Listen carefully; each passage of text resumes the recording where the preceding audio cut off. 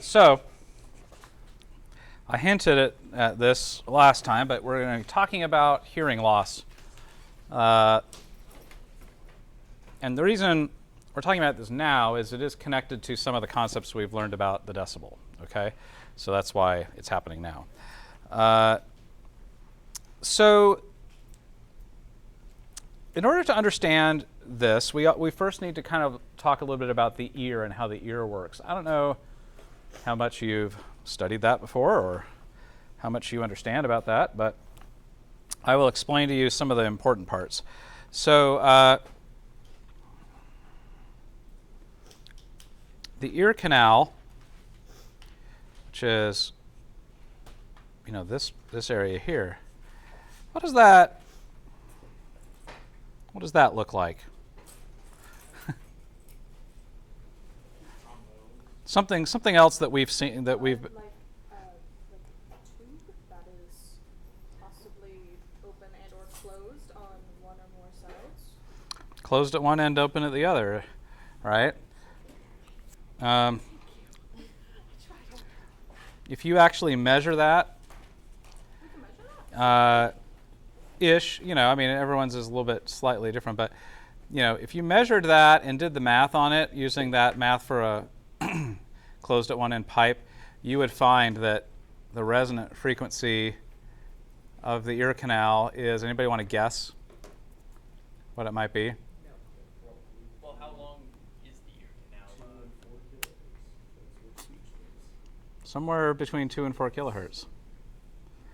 So we could reverse this around. So we could, let's say we have 1,130 feet per second divided by 3 kilohertz. So that's feet, and the length of the pipe is going to be a fourth of that. That's feet. So if we convert to inches, let's see, feet to inches, about an inch.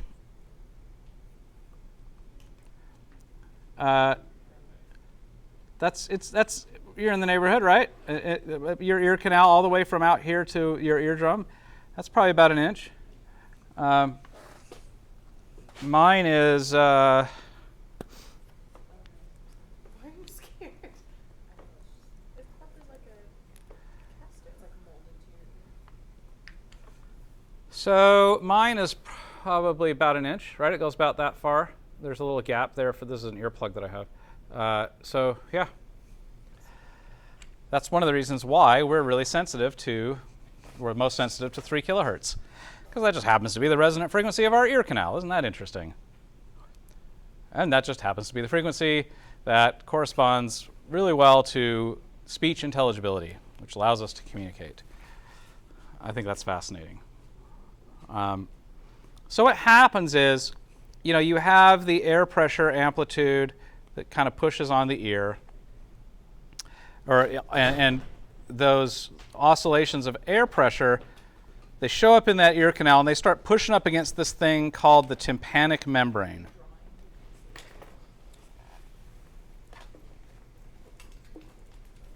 There. So, sound goes that way. It pushes up against this thing called the tympanic membrane, okay? Otherwise known as the eardrum.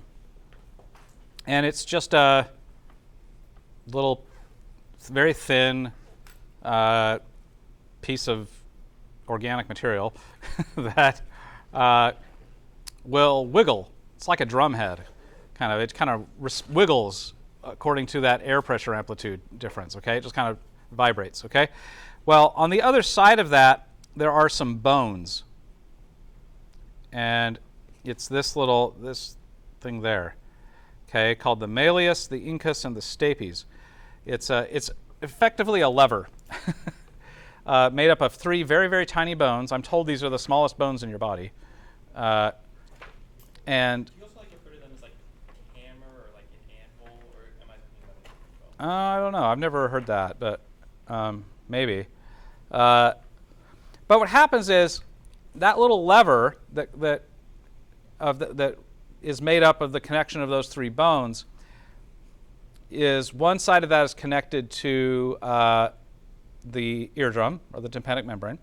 So when it moves, so does this lever, this little mechanism of bones. So those bones kind of move sympathetically to the vibrations of the eardrum. I don't know why that changed, but the other end of that is attached to these semicircular canals and this thing called the cochlea. And this is basically a tunnel that is filled with fluid. Okay? And as those bones wiggle like this, it vibrates the fluid inside that tunnel. And inside of the cochlea, which is the thing that looks like the little snail shell, there's a nerve that runs through there, and that is lined with little hairs. And the little hairs are lots of different lengths. And depending on the frequencies that are part of this sound that you're interpreting, different hairs will start to vibrate corresponding to the frequencies that they have a sympathetic length to. So inside of this cochlea, this little shell you have inside your ear, there's a whole bunch of little hairs that will start vibrating sympathetically to this fluid that's also vibrating. And when that hair vibrates, it sends essentially an electrical impulse to your brain through this audiovestibular nerve. And the combination of impulses that come from the combination of hairs that wiggle inside that cochlea, that sends a message to your brain that your brain interprets as sound. Yeah. It's happening right now. Yeah. Pretty cool, right? So that's how it works. Let's talk. So now what we need to do is let's talk about all the ways we can break this. Okay? Because it's very important that if we know how to break it, then we can learn how not to break it. One of the things that happens is that eardrum or that tympanic membrane really needs to be able to move really freely and respond, easily to these air pressure amplitude changes. And that happens in large part because there is also air behind it. So there is cavities of air on either side of that tympanic membrane. And that allows it to keep its kind of elastic state and respond sympathetically to those air pressure amplitude changes. If somehow the area behind your eardrum gets blocked, or the area in front of your eardrum gets blocked, it's not going to be able to respond that way. This cavity of air behind the eardrum is actually part of your sinuses. So this little thing here called the eustachian tube is a drain, basically, that connects to your sinus cavity. That also connects to your throat, or your I forget what that's called, but so when you get sick, your sinuses kind of flare up, and this is part of that. So that eustachian tube will also swell up and get narrower, which makes it harder for fluid to drain out, because you want to keep that area behind your eardrum dry and with air and not crud, okay? And as your body kind of starts responding to, something, a sickness or a virus or something like that, one of the ways it does that is it tries to flush it out by creating all of this extra liquid inside of your sinuses to catch all this stuff and get it out of your system. And that happens in your ear as well. So that's happening. It's trying to get these viruses out, but also all of this eustachian tube is swelling up, and therefore its ability to drain stuff off gets severely limited. So when you take something like Sudafed, what that does is it forces those sinus muscles to relax. Okay, it actually constricts blood vessels which in turn causes the inflammation to recede a little bit, and that opens up that tube and allows it to drain a little bit. So that's why when you get sick, sometimes it's hard to hear, because you've got fluid behind your ear, and therefore your eardrum is not responding to the air pressure amplitude and like the way it used to. So that's one way you can break it, is by not keeping it dry behind there. You can break it by not keeping the ear canal clean. Yes? Is that why when you get water in your ear? Mm-hmm. Yeah. So if you get a bunch of water stuck in your ear and things start sounding weird, that's why, because now the eardrum is not able to respond to the air in the same way. So keeping that ear canal clean and dry is also very important. And there's various methods for that. And if sometimes what will happen is bacteria gets trapped in there, and if that's happening at the same time that the eustachian tube is blocked, then it can't keep it dry and can't drain it out, and effectively an infection starts growing, right? And that bacteria multiplies and multiplies and multiplies and causes all kinds of things to react very dramatically. Your eardrum will get inflamed. All the kind of tissue around it gets inflamed. It starts to hurt.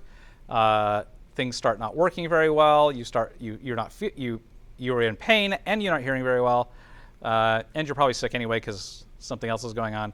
And that's what happens when there's an ear infection. So that happens. Happened to me a couple weeks ago, actually. And usually that's when you go to the doctor and they get you an antibiotic, and it stops that bacteria from multiplying, and eventually your body sort of sorts it out once it's got a fighting chance at this bacteria not like multiplying 1,000 times a second or something. So that's how you fix that. But if you let that go too long, that permanent damage can actually be caused. In fact, sometimes, especially with kids, these little cavities are very small, and then kids get sick all the time. And if this is happening often enough, you run the risk of actual permanent damage to your hearing. And so sometimes what they'll do is, if this is happening a lot and they can't control it with antibiotics and other kinds of things, sometimes they'll actually do surgery, and they'll insert an artificial eustachian tube that's like basically a little straw that does not respond to inflammation and stuff in the same way that your regular one does, so that you have this path that's always going to be open that will keep draining. So if you ever heard about getting tubes in your ears, as surgery for tube, that's what that is they're surgically inserting an artificial eustachian tube. Yeah. So that's kind of interesting. The other thing that happens, which is the thing that we're going to talk about, is called noise-induced hearing loss. And what happens there is the higher the amplitude of the sound is, in other words, the louder it is, the farther those hairs in your cochlea have to exert themselves to encode that impulse. Okay? And, just like, any kind of like piece of wire or something, if you like bend it back and forth sharp enough for long enough, it'll break. The same thing can happen to those hairs in your cochlea. So if they're supposed to be doing this, right? If they start doing this a lot, eventually they're going to break off, okay? And when they break off, they don't grow back. It's one of the few hairs in your body that doesn't grow back, is the hair in your cochlea, okay? So once one of those hairs is gone, so is your ability to hear that sound. And there's not really, we don't have a way of getting that back yet. There's a lot of research going on to try to figure out how to get that back. And some very promising research, actually, but nothing that's, resulted in an actual treatment that can be replicated over and over again for anybody that has that problem. So once that happens, it's not really reversible, okay? I heard at one point there was a doctor who was able to perform surgery and actually put in new, hairs, right? Yeah. And basically kind of restart it that way, but it was experimental or something. Yeah, there's a lot of really interesting research like that going on of how to get that back. But So what you're saying is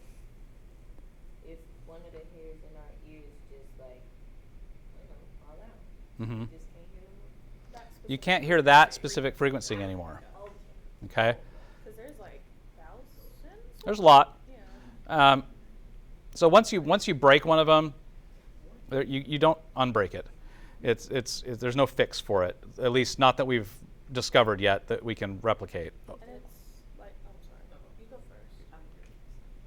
My question will be stupid. No, mine. It's me. I'm gonna ask about hypotheticals. You go Oh, first. mine was also hypothetical. So like, could you break it in one ear and still be able to hear from the other ear? Yeah. Frequency? Yeah, absolutely. That's a good question. Yep. Mine was just the high pitched ringing you get in your ear every once in a while. Like, is that one of those hairs falling? No, that's something else. So that is called tinnitus, and that can be a couple of things. One of the things that could happen is, and it especially happens after you've listened to something loud for a very long time, that hair is moving like crazy. Okay, and even though the sound goes away, there's still some residual movement. It hasn't quite calmed down yet, and it's still going to keep shaking for a little while until it calms down. And as long as it's shaking, it's sending an impulse to your brain. So you're not actually hearing that. It's just the hair has gone a little wild, and it's still going. It's just still dancing around because it got exerted so much that it just takes a while for it to calm down. So a lot of times that'll go away eventually. Right? Eventually, you'll rest a little bit, and the hair will calm down. It'll stop wiggling, and you won't have that impulse anymore. Sometimes what can happen, though, is if it gets damaged enough, it gets stuck. It gets like stuck in the on position, right? And the hair may not be actually moving, but for some reason, that connection to the nerve just kind of gets stuck, and you just get this permanent impulse being sent to that nerve all the time. And we don't know how to fix that. That happens a lot, especially if you've really exposed yourself to loud sounds for a really long time. Eventually, that hair just is moving so much, and it will either die or break off or whatever, but that impulse never gets reset, essentially. And so for the rest of your life, you have to hear that now. That little sine wave ringing in your ear. The only fix that we have for that is to mask it with noise. But if nerves and the signals they send are just little like electronic, like, could you not, in theory, if this is someone with like that same issue, who it's been like affecting them for years and like they're really struggling Mhm. with like quality of life at this point, Mhm. could you not just not shock them? But I feel like there's a way to tap into that nerve ending and be Maybe. able to reset it. Maybe. through the You can take a medication called hypoflavonoids that I think maybe messes with that. I don't know. Yeah. There is a over-the-counter medication that can help with that. There is an awful lot of research about that kind of thing, of investigating fixes like that to try to solve that. But again, still pretty experimental. Doesn't work with everybody. There's not a lot to it. But there are plenty of people walking around with that ringing sound in their ear, and there's no way to fix it. And at least no one's figured out a way to fix it. The only thing they can do is mask it with noise.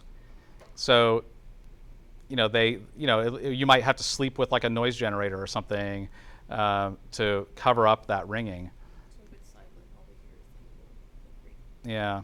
So, anyway, that can happen, and the important point I want to make is that once you start messing up that cochlea, you don't really come back from that.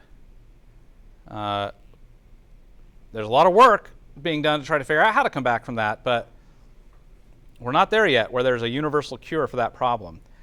Generally speaking, once that happens, it's happened and you can't go back. And so, just like they've done research on how to fix that, they've also done a lot of research on how it happens in the first place. And so there's been a lot of work on that.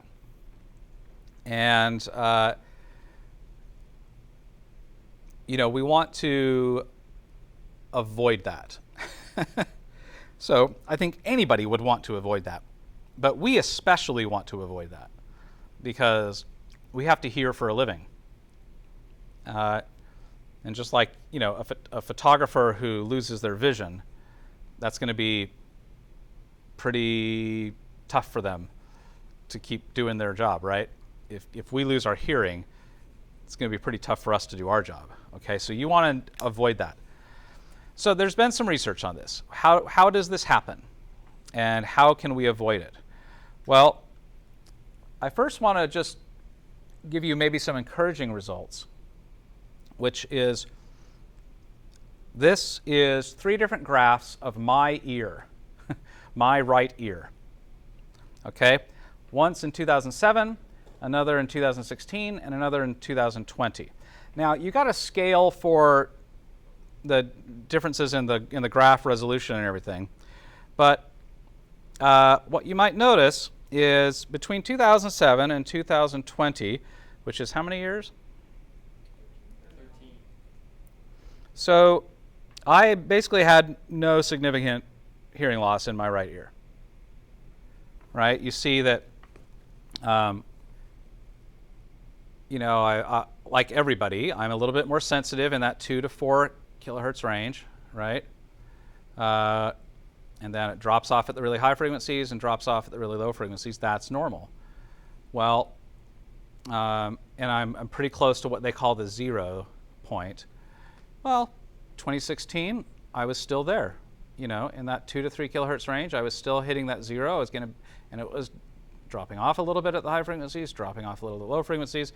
On this 2007 one, it stops at 500. But in 2016, I was able to get a test that went down to 125. Okay, so not a significant change, really, if anything at all. And there's some margin of error here in just the test mechanism for like how responsive I was to the button and stuff like that. Fast forward, 4 more years to 2020. Again, still have that that boost in this range that's pretty close to 0.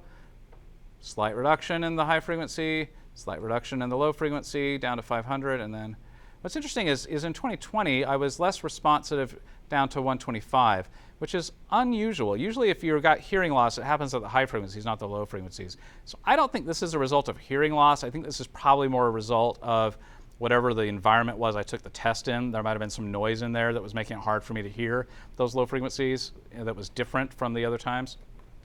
You took them in 2 separate places? All 3 of these were taken in different places, yes. So for this to be perfect comparison, we'd have to have done it in the exact same room with the exact same noise floor and all that kind of stuff. So the point here is, I am 45 years old right now.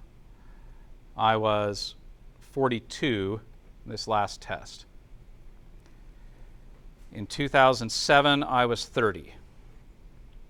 Okay? So in that time, I have been able to protect my ears and not experience any really measurable hearing loss, despite listening to loud things for a living. So this is to give you hope. Okay? It is possible. The goal here is not to avoid hearing loss. I mean, to some extent, that's going to be inevitable. But you want to put it off as long as you can. And hopefully put it off until after you retire. And then it's not as big of a deal anymore. So this is what happens to somebody who has experienced noise-induced hearing loss. This is what happens if you test their hearing. This is what you get. The high frequencies go first. It happens every time. And what is that going to be like? Now you're looking at starting at around 2 kilohertz and onward. It's 60 dB quieter than it used to be. That's a lot. 60 decibels is a lot. That's effectively silent. I mean, you're not, that big of a difference, you're probably not hearing much at all. 2 kilohertz is 40 dB quieter. That's still pretty quiet. And then you see they've got some overall everything is at least 20 dB quieter than what is considered normal. What's that going to sound like, do you think? overall, the world is going to be quieter to you for sure, but you are not going to be able to understand what people are saying when people talk to you, right? And maybe you've been around people that have experienced this, and this is what happens. It's not that they can't hear. They can hear things. They just can't understand what people say. Lee? So at this job I'm working with, there's a drummer who's key to like maybe in his 60s, but he told me he was drumming since he was like a young man. Mm-hmm. It's like, no younger, he was probably like 2. And when I talk to him, like, Yeah. I gotta really speak up when I talk to him. And then we use in-ears. Mm-hmm. And with him, I have to go up for him. And I'm just like, I don't want to do that to you, but he's like, no, push it. Yeah. I can't hear anything. Like, Yeah. he's like, push it. I'm like, goodness. I'm like, I want to know how his hearing out. Because for drummers especially, like, it's really loud. And Yeah. I'm guessing he didn't use any safety. Yeah. Kick protection for a long Probably not. time. So, if you go to the audiologist and this is the problem you're experiencing, at this point, there's not a lot that audiologist is going to be able to do for you. I mean, they can't fix this. What they can do is they can stick a speaker in your ear. That's what a hearing aid is. It's just a little tiny loudspeaker, and there's a microphone that sits outside of your ear that picks up the things, and it just amplifies at 60 dB. Which is a ton. Okay, and it's not going to be flat frequency response. I mean, it's going to really emphasize this high frequency range, and so they're just going to blast you with high frequency energy to help you be able to understand what people are saying. And what kind of happens is, if this has been going on for a long time, it's been a long time since your brain ever was able to interpret that kind of signal. And you kind of forget how. And there's all kinds of tools that we have to kind of ignore noise and commotion. Like if you've ever been like at a party or something and there's lots of people talking around you, but you can stand right next to somebody and have a conversation and you can somehow focus on what they're saying, despite the fact that they're not talking a whole lot louder than everyone else around you. That's a brain mechanism that you have to kind of like focus on the parts of it that you need to understand and ignore the other stuff. In this room, there's a lot of noise. I'll just stop talking for a second. Let's listen to it.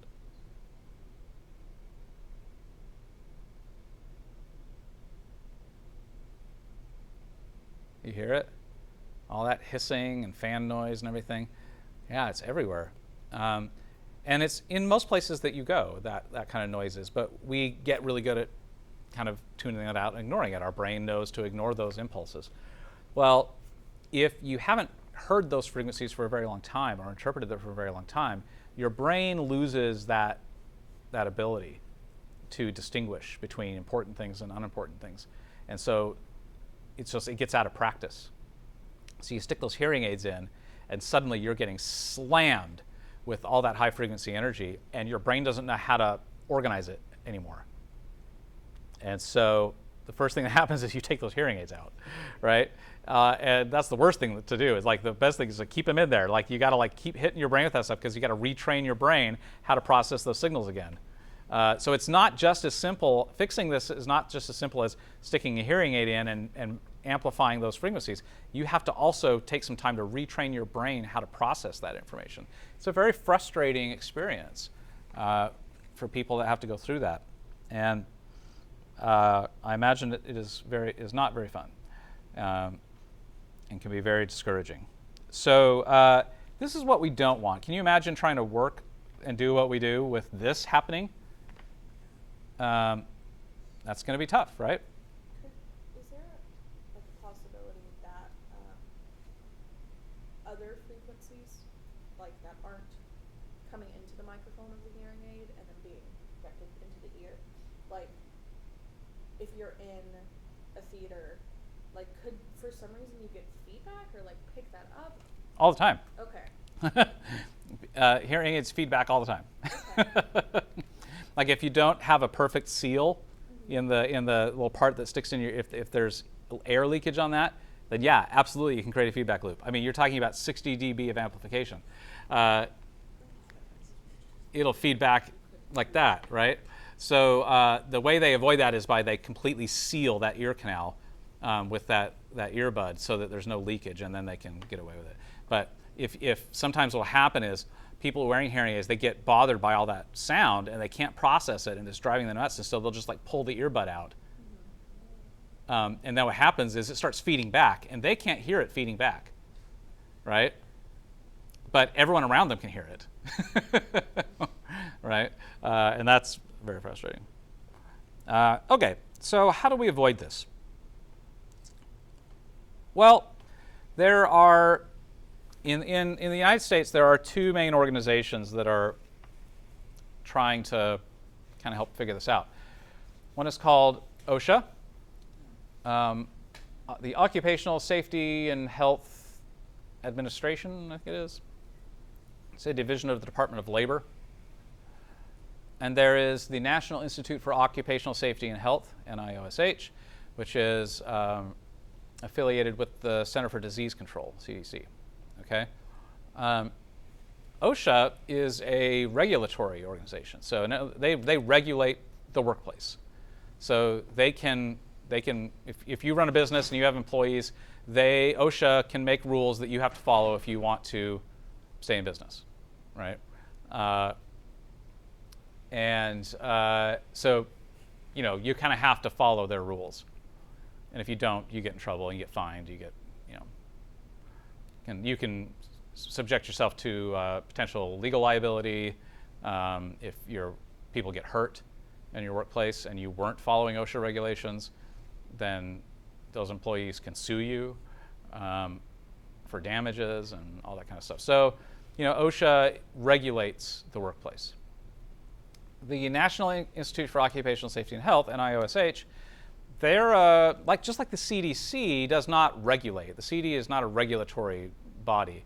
I think back, through the pandemic we've been through, the CDC is not like making rules. They're making recommendations based on their research that they're doing, and then governments and other organizations choose to follow their guidelines, right? But somebody else decides that that's now a rule that everyone has to follow. But the CDC was just saying, well, okay, here's what we understand about what's happening. Here's what we recommend about, how to keep your people safe, and somebody has to decide whether they're going to follow that rule or not, right? Well, that's how the NIOSH is as well. So they're researching this stuff, and they're making recommendations. And again, going back to the pandemic, it's the NIOSH that certify masks, surgical masks and stuff. They go and they have a set of specifications, and they test masks against those specifications, and they will stamp them or not stamp them, or certify them or not certify them based on whether they meet those specifications or not. Well, so they're going to say, hey, this thing meets our specifications, but somebody has to decide whether they are going to require a mask with those specifications in their workplace, right? Somebody has to make that decision. OSHA could then say, for example, okay, in order to not be fined by OSHA, you must require that your workers wear an NIOSH certified respirator if they're working like in a place where there's toxic fumes and stuff like that, right? And the reason that I'm talking about both is that they both have published guidelines for noise exposure. And they're different.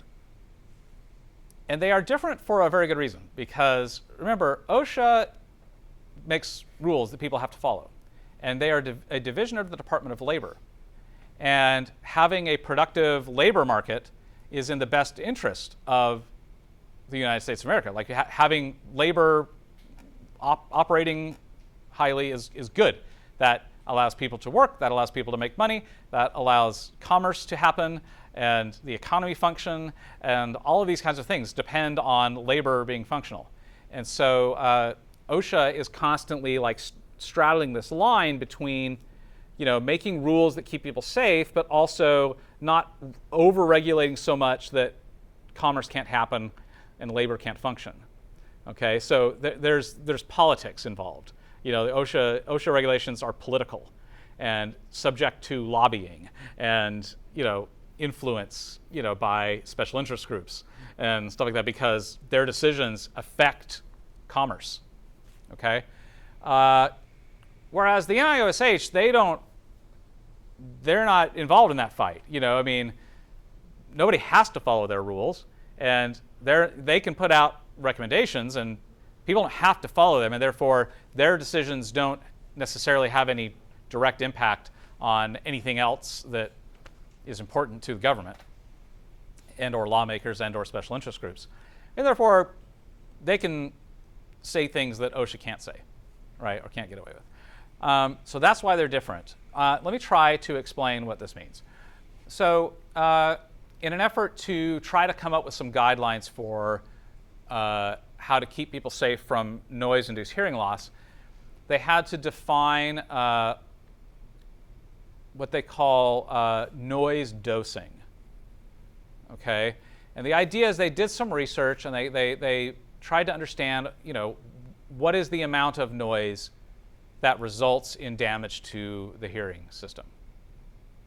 And they found that that damage doesn't happen usually because of a single moment in time. There's not like a single, other than like if you happen to be standing next to a bomb when it goes off or something, something really catastrophic like that could cause permanent damage instantly. That not very many people find themselves in that kind of situation.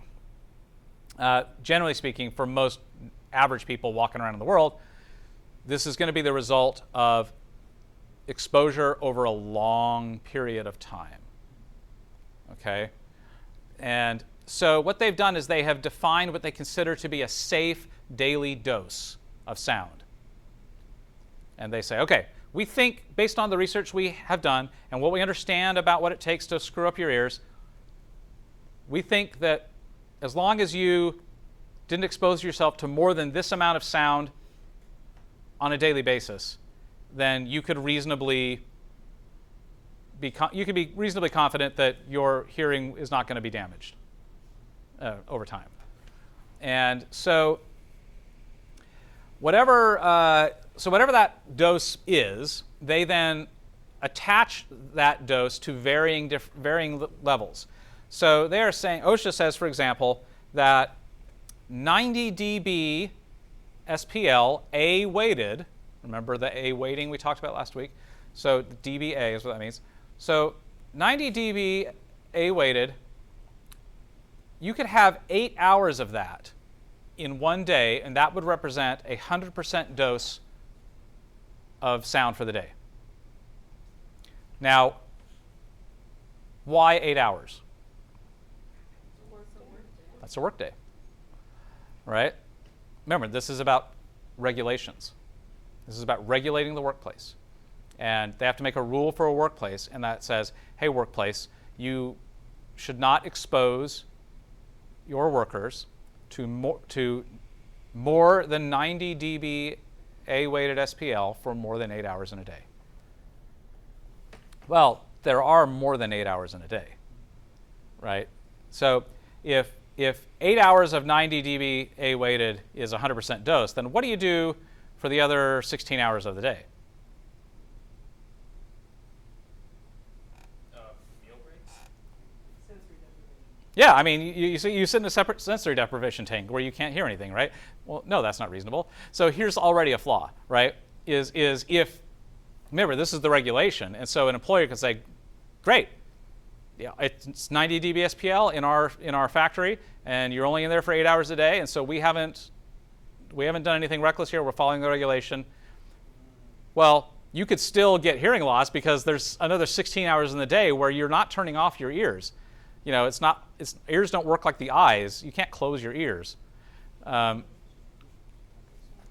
So you're still going to be hearing things. So there's some flaws in this methodology, as you can see. Yes. Sorry, another hypothetical. So if there is a company or a factory who the dBA level is like 95 and it needs to be 90, whatever, can they require that the employees wear like ear protection? Yeah. And that's a way to get around that? Yep. Okay. That's actually the next slide. Sorry. So give me just a moment and we'll get to that. Sorry.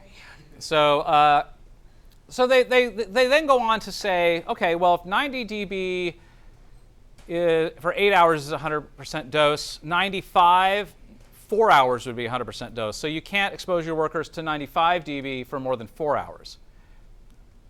You can't expose them to 100 dB for more than 2 hours, so on and so forth. 115 dB SPL, 15 minutes tops. That's it. That's all you can do, and otherwise you will be against the violations. Eric? Now, does it matter if it's like 8 hours in a row or just like maybe like 2-hour periods, then take break 2-hour periods? It's 8 hours total out of the day. Doesn't have to be continuous. So that's the OSHA regulation. NIOSH, though, takes a much more conservative stance. And in 1998, they came out with this publication, and they said, well, you know, OSHA has their thing, but really we've looked into this research a bit more, and we really think that an 8-hour 100% dose would be at 85 dB A-weighted. And then they go up in 3 dB increments instead of 5 dB increments. So the 4-hour dose is 88 dB. The 2-hour dose is 91. The 1-hour dose is 94. The 30-minute dose is 97. And the 15-minute dose is 100. And remember the difference between these two organizations. OSHA is a regulatory agency subject to, you know, who's trying to balance safety against commerce, subject to politics, subject to influence and lobbying and all that. So, you know, they're trying to like walk a very thin line, okay? NIOSH, they've got nothing to lose by telling the truth, right? And being accurate in their information, right? Because no one has to do what they say, and their advice doesn't mess anybody up. So I trust, if I'm trying to make decisions for myself, me as a human, and how I want to protect myself, I'm going to follow the NIOSH guidelines as opposed to the OSHA's, because I think those have a bit more personal integrity to me, right? I feel like I can trust that advice for my personal risk better than I can trust the OSHA, because the OSHA is not about personal risk. OSHA is about regulating the risk of a corporation. It's crazy that it's 15 difference. Like their highest Yeah. is 15 Yeah. difference. That's crazy. So let's just put this into context now. Anybody ever been to a big concert in a stadium? Okay. Those shows aim for about 110 dB SPL in a stadium. That's their target. The reason for that is because stadiums were not designed to do concerts in. They're very echoey, there's a lot of noise in them. You pack 12,000 people into a place, those people make a lot of noise, and you want to be able to hear music and have it sound good and everything. Well, the only way to really do that is to just make it really loud, right? To just make the music way louder than all that, you know, noise and reverb and all that, and that helps you to sound good, right? So that's why they do it. Well, if you're following OSHA, that's 30 minutes of that is a full dose. Now, in reality, they're not doing 110 all the time. 110 is just the peak. It's averaging more to around 100.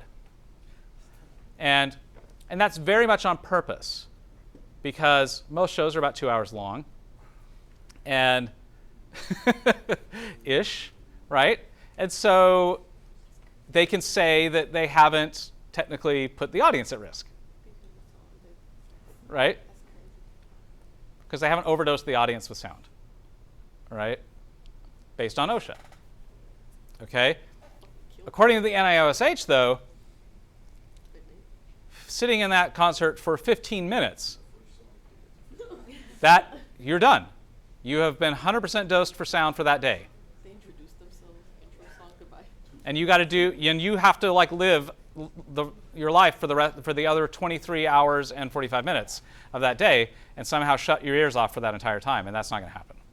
Because one time I went to a concert with my sister and my mom, and then after the concert, my mom had a little bit of like a few hours of like time where she couldn't fully hear us. Yeah. After the concert. Yeah, so let's talk about that. So your hearing system has a couple defense mechanisms to protect you against this.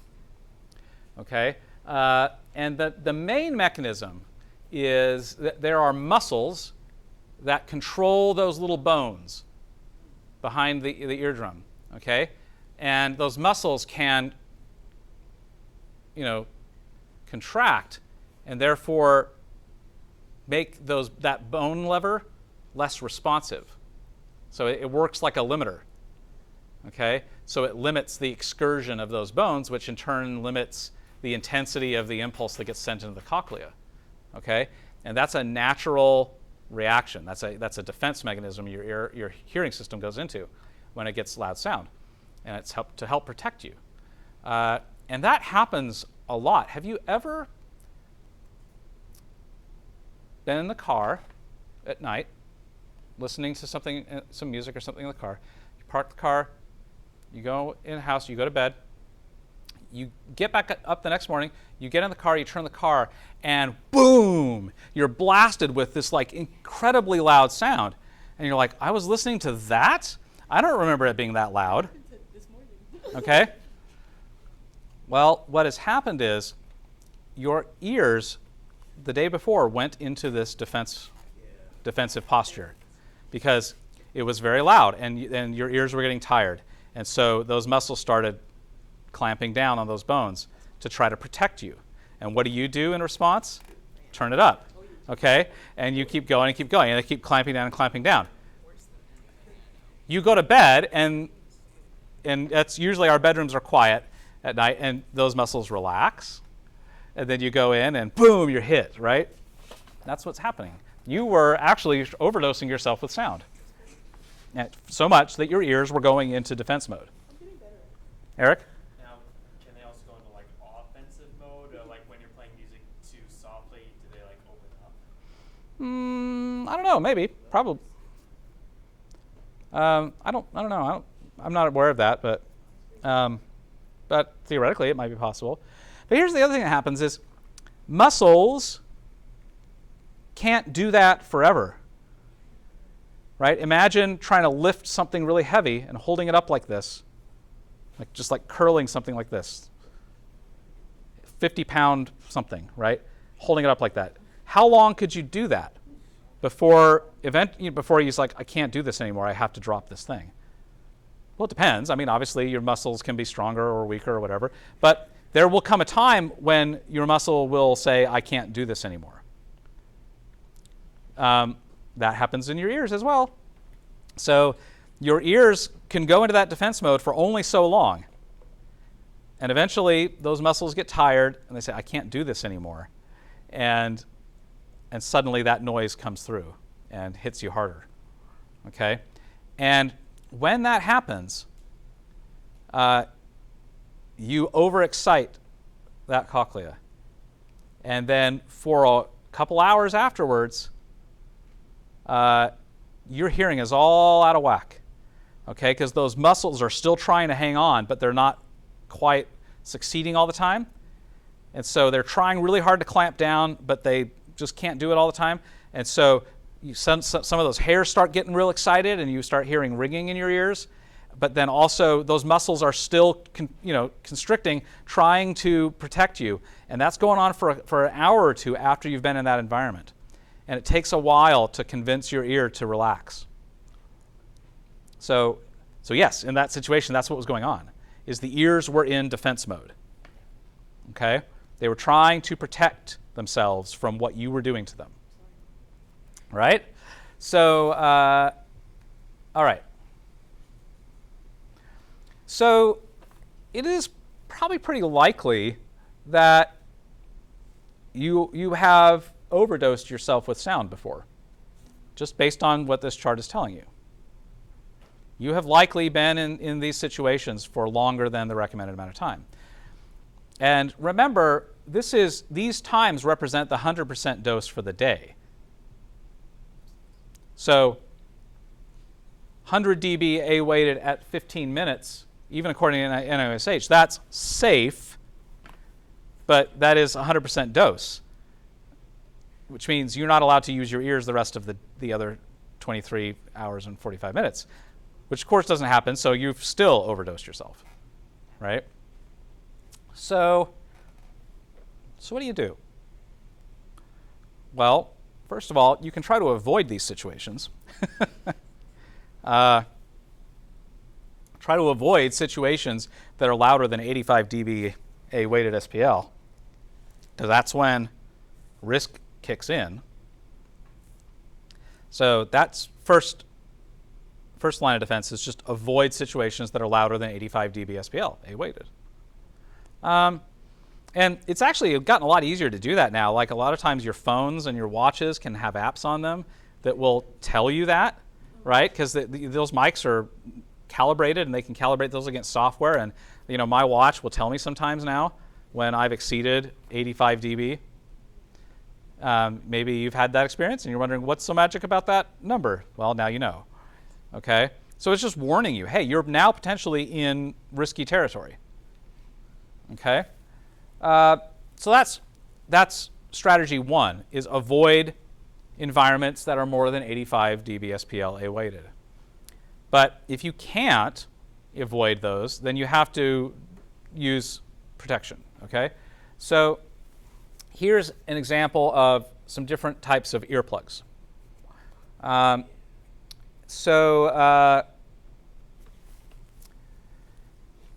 This black line representing the foam earplugs, that's like these ones. You've probably used those before. Those are the kinds cheap, you get them in the shop kind of thing. Well, those tend to do about 30-ish dB of attenuation, which is a lot, and it's also not uniform across the frequency spectrum. So the really high frequencies are attenuated more than the low frequencies are, and it's definitely not a uniform reduction across the frequency spectrum. And that's fine if all you're doing is operating power tools and stuff like that. You don't need to hear the whir of that saw in perfect fidelity. Okay, so that's no big deal. But that can be really helpful because that's 30 dB you take off at the top of that noisy environment, and that affects your dose for the day, right? So that's great, but a 30 dB reduction at those high frequencies, that's going to make it hard for you to communicate, right? Because 30 dB quieter at those critical, 2 to 4 kilohertz frequencies, if it's anything more than 20 dB, and you're not really not hearing it very well. And that's going to affect your ability to understand what people are saying. Now, if you leave them in long enough, those muscles will relax, and you might be able to kind of adapt to those earplugs and be able to communicate better, but only if you leave them in. If you're taking them out every 5 minutes, that'll never happen. But if you leave them in, your ear will kind of relax, open up a little bit, and you might be able to actually communicate and function with those in. But in our case, we would really like to maybe not get the world 30 dB quieter when we're trying to work. And if we did have to make the world quieter, we'd like to make it quieter uniformly across the frequency spectrum, because a lot of what we do is we listen to those frequencies and we respond to imbalances and try to unify things and mix things in a way that delivers all those frequencies the way we want them to. And so we want to still be able to hear all that, and we want to reduce them all the same way. So these earplugs on the bottom are called musicians' earplugs. And there's a couple interesting features of these. First of all, they're usually custom molded to your ears, okay? And they have these little filters in them, and the filters are changeable, okay? So they're made by a company called Etymotic Research, and they make ones called the ER9, the ER15, and the ER25. And there's a couple of important features of the actual ear molds. There's a very specific volume of air that they're trying to achieve by the size of that, which recreates that resonance of the ear canal. So that's one of the ways that they can achieve the even frequency reduction, is by replicating that resonance of the ear canal, by ensuring there's a specific volume of air inside of the ear mold. So that, coupled with a really clever filter, and they can reduce pretty even. That's pretty flat, okay, as compared to this, right? But it's also only reducing by 15 dB on average. And then they have a 9 dB and a 25 dB. The 25 dB is not as uniform in its frequency reduction, but it's more. So if you're in a really loud environment, you might need that. But the ER9 is the same reduction at the high frequencies, but just less reduction at the low frequencies. So some people like that better if they really like listening to bass and stuff like that. Okay. So let me show you what the result of this is.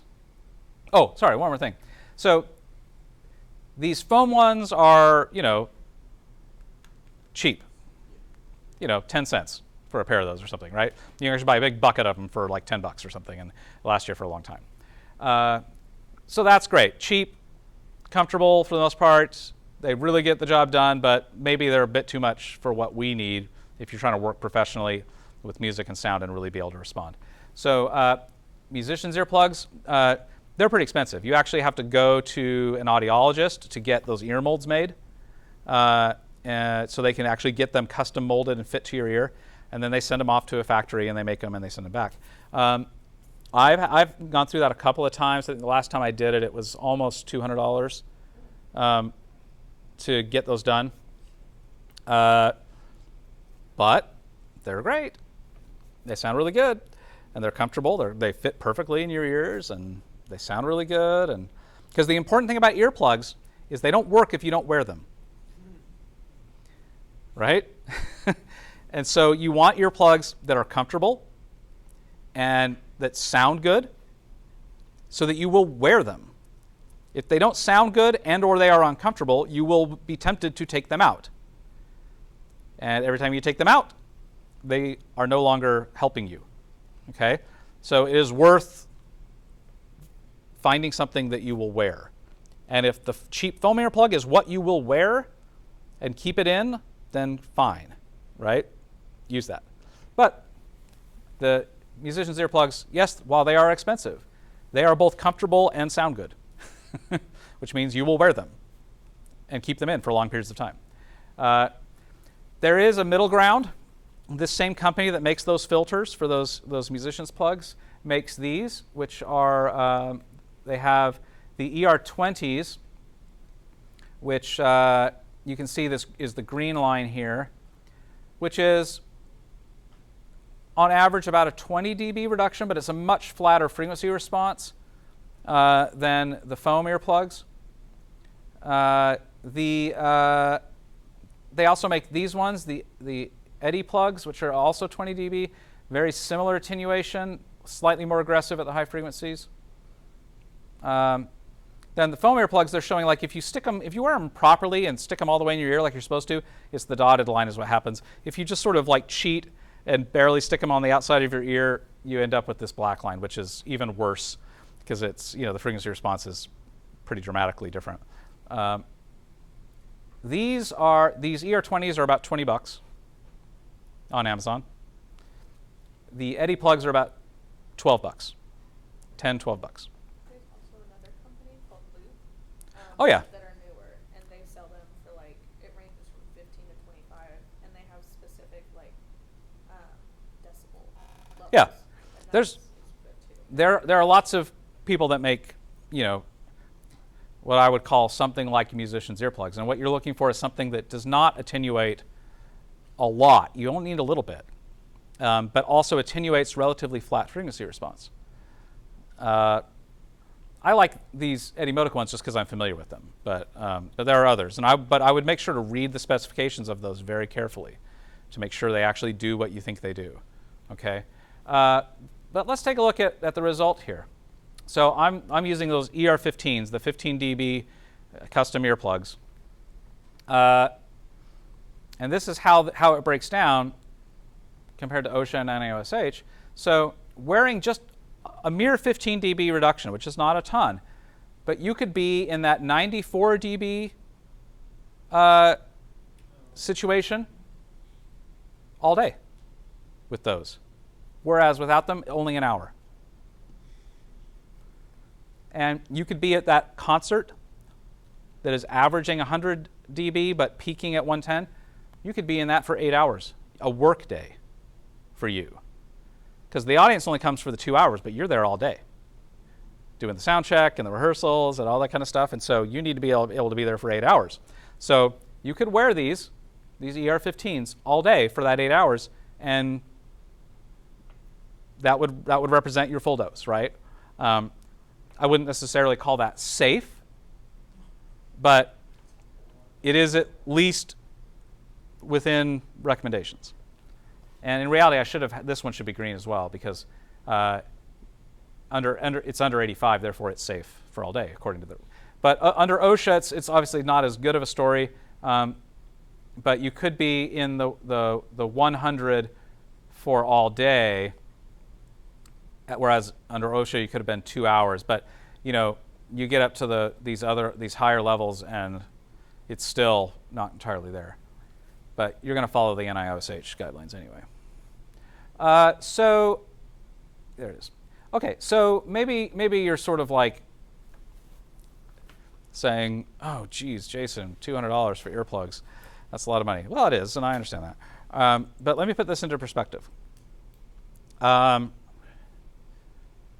It's not possible to get serious about this too soon. Okay? And what the problem is, once you realize that you have a problem, it's too late. It's too late to fix it. Once you wait for your hearing to start betraying you, it's too late. The damage has been done. You can't reverse it. So just to put it into perspective, how much money do you think you're going to make a year in your career? I was gonna say 40. Hopefully enough to live. Yeah. That was my goal. I mean, Which 40s? depends on kind of what you do, but let's say on average, I mean, these days I would say, let's be conservative and say $60,000 a year. You'll probably make more than that eventually, but let's say if you averaged out, you'll make less than that at first. You make more than that later. But let's just be conservative and say $60,000. You'll probably make more than that on average, but let's just say 60, okay, for purposes of conversation, okay? So on average, you're going to make $60,000 a year. Now, how long are you going to work? Well, let's say you start working full-time at the age of 25-ish, okay? Let's just say 25. Some of you will be a year or two older than that. Some of you will be a year or two younger than that when you start working full-time as sound people. But let's just say, for sake of making the math easy, that 25 is when you enter the full-time workforce as a sound professional.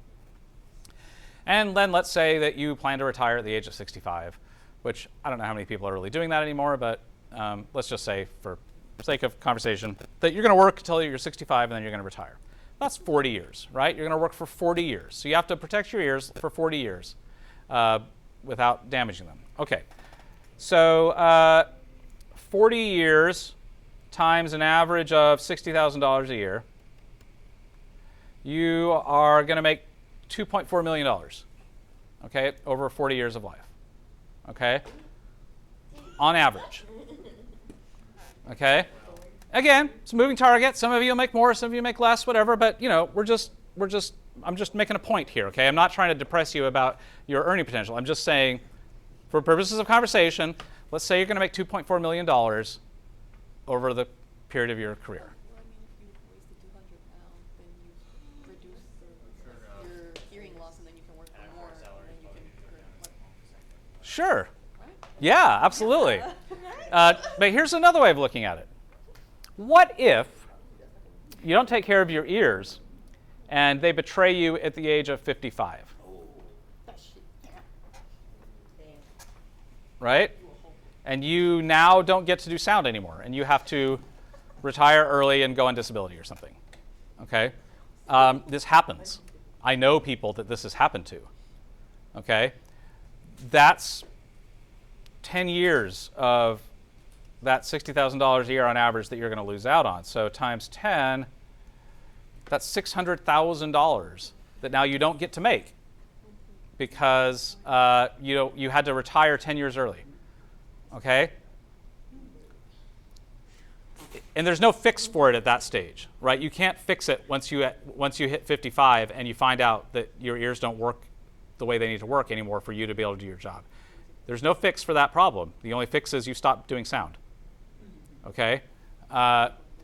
So, $200 now to allow you to work an extra 10 years and make another $600,000, Okay, that's fine. it's a decent investment, right? Okay.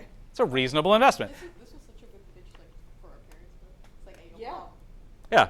Well, this is what I'm saying. Span of things. This is what I'm saying. You got to convince someone to give you $200 so you can get nice earplugs. And I'm trying to make the argument for you. Okay? So I'm trying to give you the argument, right, to help with this, okay? We as a class could just go to Dean Kelly's office and be like, listen, listen.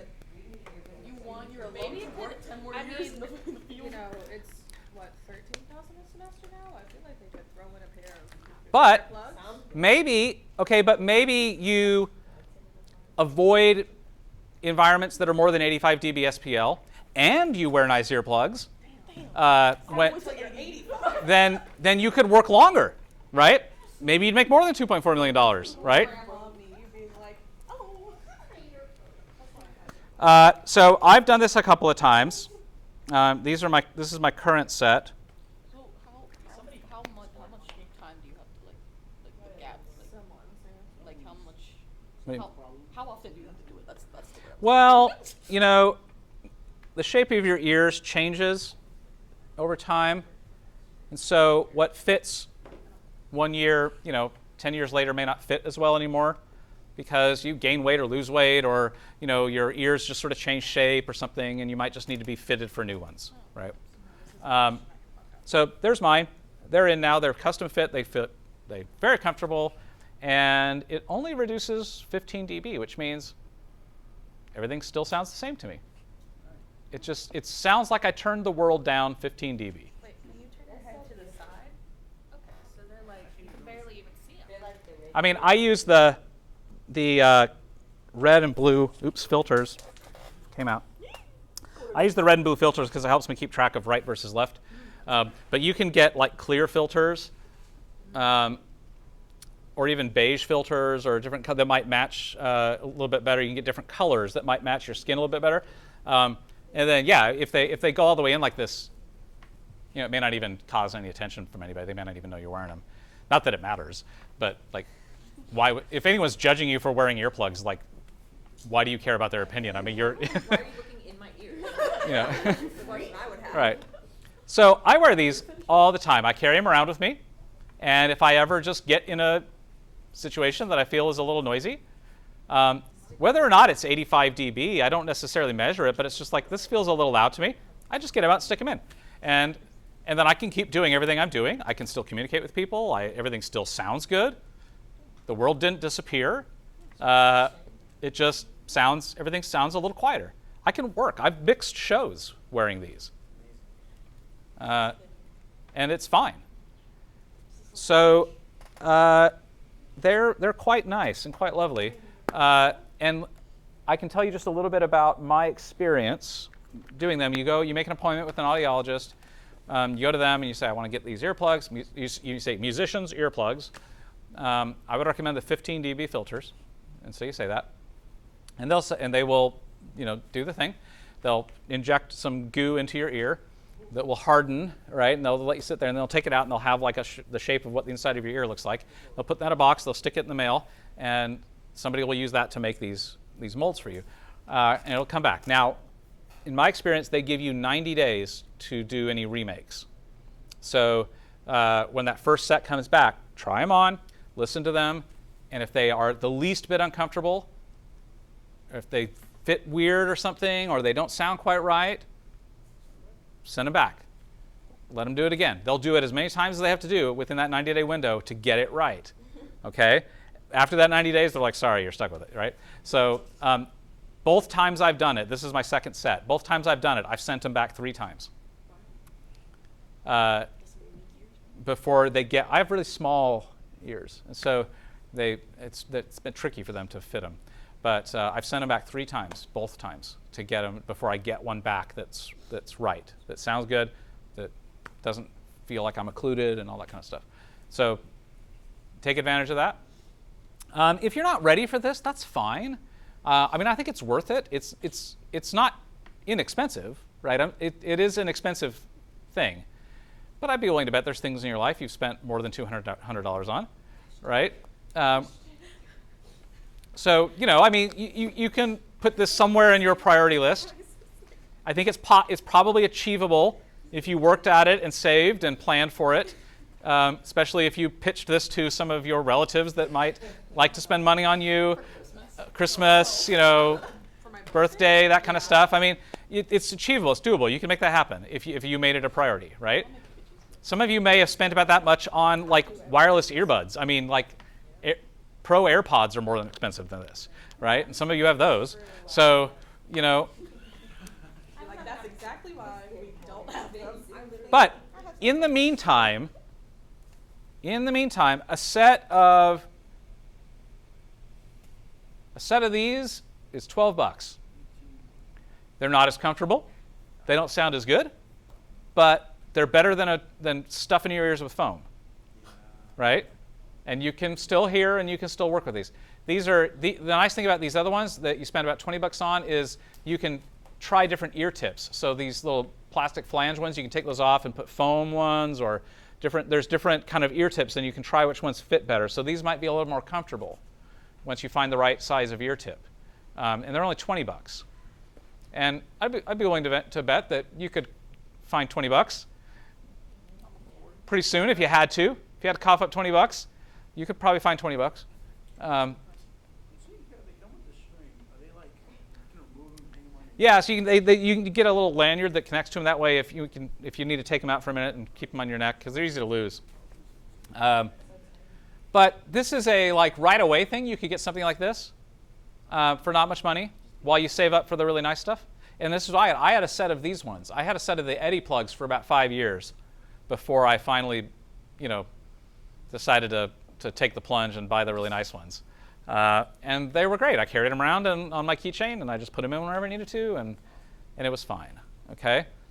And that is how I was able to make it to 2020 at the age of 43, being a sound professional without any measurable hearing loss. Because I have been wearing earplugs whenever I go into a noisy environment. Okay? How long have you been doing that? Like just your whole life? Yeah. Since I was in college. And realized that I was going to do sound for a living. I was like, I should probably take care of my ears. And so I did some research and figured out what that meant and all these things I just told you. And then I made rules for myself and I said, all right, I'm just not going to let that happen. I'm not going to do that. I go to concerts sometimes, and when I do, I wear these earplugs.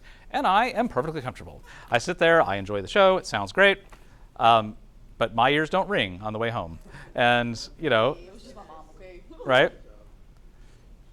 And it's fine. I actually get to enjoy myself as opposed to like sitting there like paranoid, right? So highly recommended.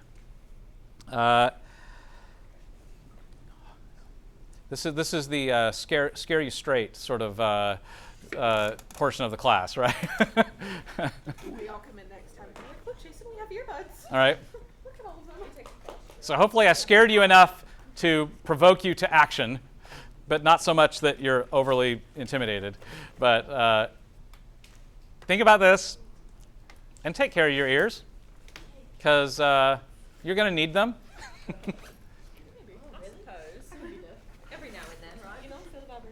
Even if you think maybe you're not going to be listening to sound for your life, maybe you're going to go into consulting or something and do CAD drawings for the rest of your life, you still ought to take care of your ears. I mean, you're going to like to have those. Like, it'll be nice to be able to hear things in your retirement. You have a point, because Right. retirement is meant for enjoyment and Yeah. how you enjoy things here. I'm gonna be tired here, Jason, Right. by the time I'm 80. So yeah, there's lots of good reasons to take care of yourself.